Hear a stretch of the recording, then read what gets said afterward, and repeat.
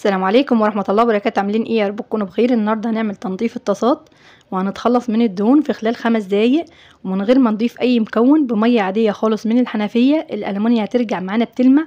يا ريت بقى تتابعي الفيديو كامل، ويا ريت لا اول مره تشوفي قناتي يا ريت تدعميني باللايك واشتراك للقناه علشان يوصلك مني كل جديد. في الاول كده هنسمي الله ونصلي على الرسول عليه افضل الصلاه والسلام. طريقة النهاردة سريعة جدا، ولو عندك اي حاجة فيها دهون ان شاء الله تتخلصي منها بكل سهولة. انا جبت السكينة وحاولت كمان ان انا احوش الدهون بالسكينة، لقيتها صعبة جدا ان انا اتخلص منها. احنا النهاردة هنعملها بطريقة سهلة جدا، واي حاجة فيها دهون عندك انا عايزاكي تعمليها بس بنفس الطريقة اللي انت هتشوفيها النهاردة، علشان ما فيش حد خالص على اليوتيوب بيعملها.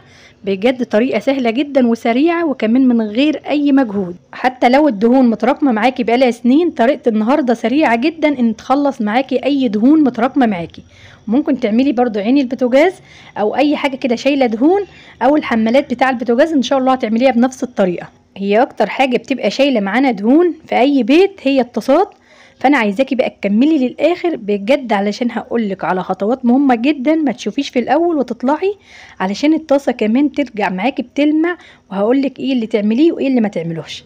انا اول حاجه انا بعملها انا بحرق الدهون، بس لازم تتخلصي من الزيت تماما وتغسلي الطاسه كويس جدا، علشان لو هتحرقي الدهون هي اللي هتتحرق مش الزيت. اي حاجه بقى شايله معاكي دهون زي حمالات البوتاجاز او عين البوتاجاز او اطباق عندك او مثلا طاسات، هتعمليها بنفس الطريقه. اهم حاجه الحاجه المعدن بس اللي بتتعمل، والزهر والستانلس وكمان الالمونيا. يعني ممكن تعملي كل الحاجات اللي انا قلتلك عليها لو شايله دهون.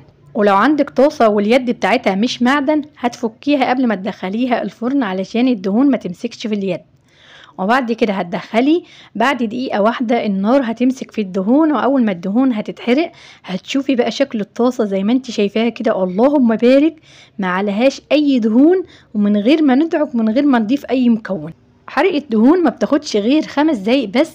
واللهم بارك، زي ما انتوا شايفين الطاسة كده بتلمع، مش محتاجة ان انا ادعكها. هطلع الطاسة اللي هي خلاص كده معلهاش دهون، وهحط الطاسة التانية كده جنب الشعلة علشان نتخلص من الدهون.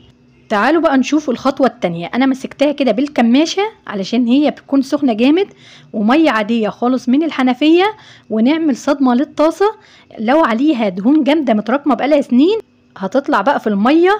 على ما تدعكيها بايدك من غير سلكة ومن غير اي حاجة، الطاسة هتنضف معاكي. اهم حاجة في الخطوة التانية تكوني سريعة والمية تكون جاهزة جنبيكي علشان تصدميها على طول.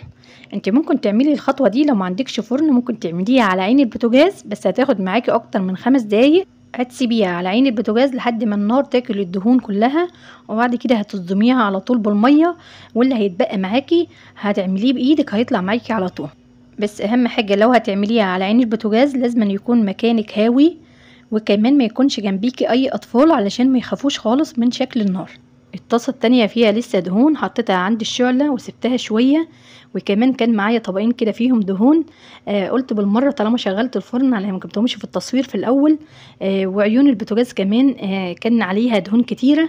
فطبعا زي ما قلتلك في الاول اي حاجة فيها دهون هتعمليها بنفس الخطوات. بجد خطوات سهلة جدا وبسيطة، وكمان من غير ما نضيف اي مكون، يعني ولا بطاس ولا ملح ليمون ولا كربوناتو ولا اي حاجة من اللي احنا بنسمعها علشان تحوشي الدهون.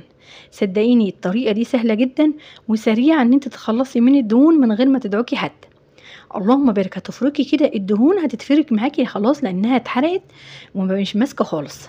انا عايزة كل ست بتشوفني تجرب الطريقة دي بنفسها من غير ما تضيف اي مكون، وان شاء الله هتتخلص من الدهون.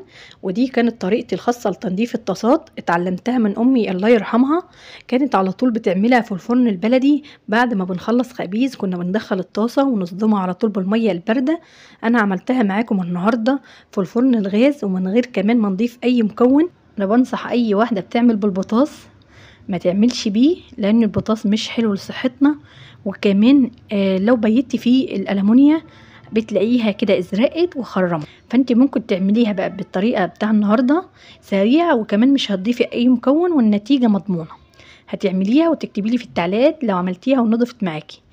اللهم صل وسلم وبارك على سيدنا محمد وعلى سيدنا محمد. يا ريت لو لسه بتشوفيني يا ريت تدعميني بلايك جميل منك. يلا بقى حطوا لايك وتعالوا نكمل مع بعض بقيه الخطوات.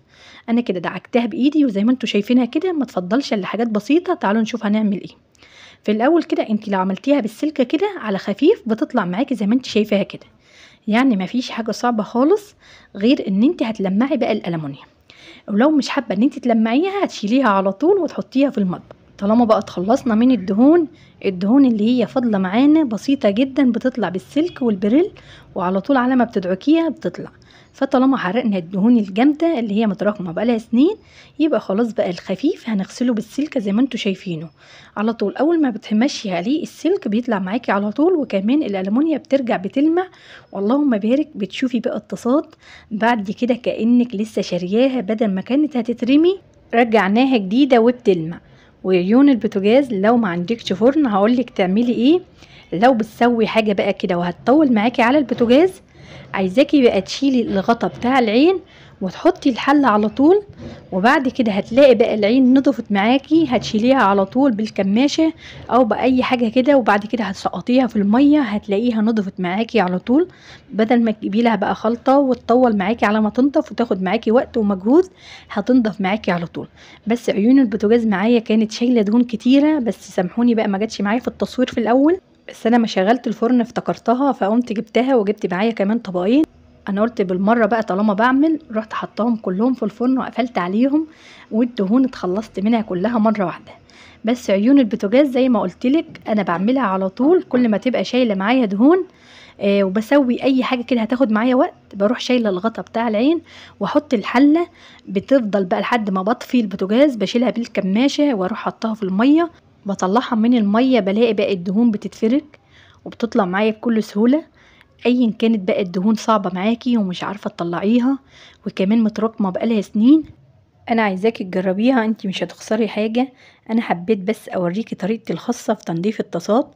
بجد هي ما بتاخدش وقت خالص، في خلال 5 دقايق بتكوني خلاص اتخلصتي من الدهون.